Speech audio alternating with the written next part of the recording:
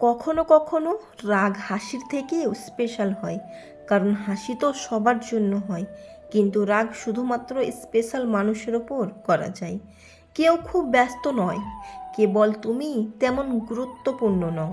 মেয়েরা মূলত দুটি জিনিস দেখে পুরুষের প্রেমে পড়ে: পুরুষের ব্যক্তিত্ব এবং কথা বলার সৌন্দর্যের। আসলে মনের শান্তি না থাকলে কিছুই ভালো লাগে না, কোনো কিছুতেই মন বসে না, আশেপাশে কোনো কিছুই শান্তি লাগে না। আপনি যতই চেষ্টা করবেন ভালো থাকার, কিন্তু ভালো থাকতে পারবেন না। মনের শান্তিই হচ্ছে সবচেয়ে বড় শান্তি। এমন একটা মানুষকে ভালোবাসি যাকে ভুলে যাওয়া আমার সাধ্য নেই, তাকে পাবারও আমার ভাগ্য নেই। একদিন এক লোক তার ছোট্ট মেয়েকে নিয়ে পার্কে হাঁটছিলেন। পাশে ফলের দোকান ছিল। মেয়েটি তার বাবাকে আপেল কিনতে বলল। লোকটির পকেটে খুব বেশি টাকা ছিল না, তাই মাত্র দুটি আপেল কিনে মেয়েকে দিলেন। মেয়েটি দু হাতে দুটো আপেল ধরল। লোকটি বলল, এসো দুজনে ভাগাভাগি করে খাই। এ কথা শুনে মেয়েটি তাড়াতাড়ি একটা আপেলে কামড় দিয়ে একটু খেয়ে নিল। আরেকটা আপেলের দিকে হাত বাড়িয়ে কিছু বলার আগেই মেয়েটি সেটিও কামড় বসিয়ে দিল। তার মনটা খুব খারাপ হয়ে গেল। মেয়েটা এত লোভী কি করে হলো?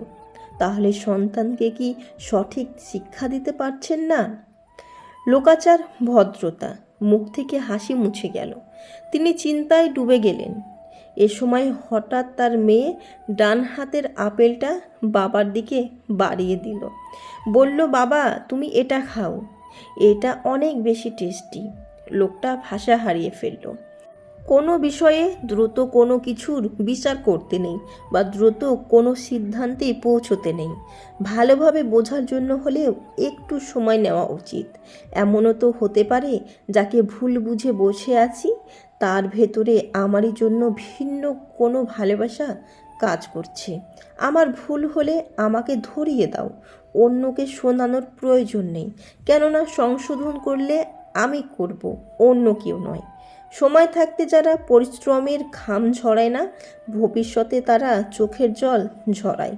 পরিবর্তন আর মৃত্যু যে কোনো সময় আসতে পারে, তাই প্রস্তুত থাকতে হবে সব সময়।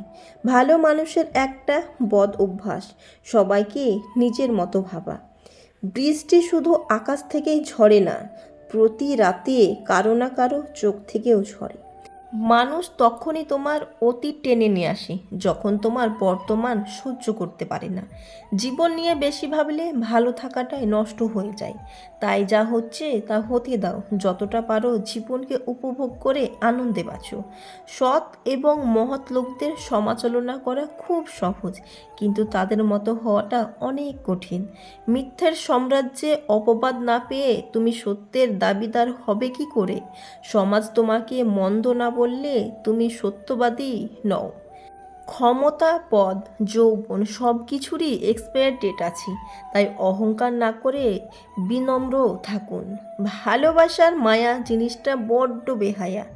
একবার যার উপর পড়ে যায়, যতই অবহেলা করুক না কেন, তার উপর থেকে মায়া কাটানো সম্ভব হয় না।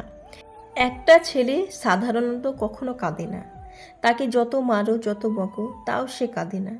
তুমি বলতে পারো, তবে কি ছেলেরা কাঁদে না? আসলে ছেলেরাও কাঁদে। এখন তোমার প্রশ্ন হতে পারে, তাহলে একটা ছেলে কখন কাঁদে? আসলে ছেলেরা শুধু তখনই কাঁদে যখন তার সব থেকে ভালোবাসার মানুষটি তাকে অবহেলা করে চলে। তাই বলছি, দয়া করে ভালোবাসার মানুষটিকে কখনো অবহেলা করো না। কেউ ঠকাবে, কেউ মন ভেঙে দেবে, কেউ ভালোবাসা বন্ধ করে দেবে। কিছুই মনের মতো হবে না, খুবই খারাপ লাগবে, পরিস্থিতির নিয়ন্ত্রণের বাইরে চলে যাবে। কান্না আসবে, তবু ভেঙে পড়া চলবে না। তবুও মানুষকে বলতে হবে, আমি ভালো আছি। আসলে ভালো থাকতে হয়। ঈদে নতুন কাপড় কেনার আগ্রহ যদি না থাকে, তাহলে বুঝবেন আপনি বড় হয়ে গেছেন আর আপনার উপর অনেক দায়িত্ব পড়ে গেছে। সত্যি এটাই যে জীবনে আমরা যা চাই তা সহজে পাই না। আবার সত্যি এটাও যে আমরা সেটাই চাই যা সহজে পাওয়া যায় না।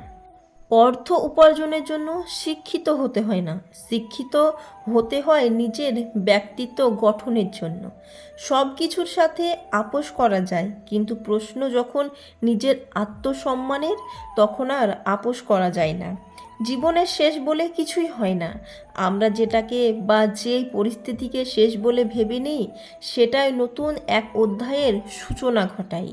অসাধারণ নয়, সাধারণ হয়ে থাকতে পারাটা অসাধারণ একটা গুণ।